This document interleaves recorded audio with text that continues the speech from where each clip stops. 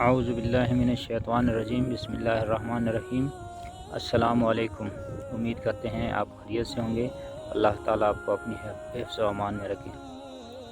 ناظرین، وہ کون سے خوش نصیب ہے، وہ کون سے 3 خوش نصیب ہے جن کی آنکھیں جہنم نہیں دیکھیں گی؟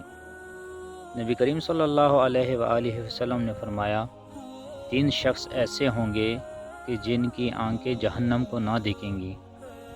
ایک وہ آنکھ جس نے اللہ کے راستے میں پہرا دیا، دوسری وہ آنکھ جو خشیت الہی سے اشکبار ہو گئی، اور تیسری وہ آنکھ جو اللہ کی حرام کردہ چیزوں کو دیکھنے سے رک گئی۔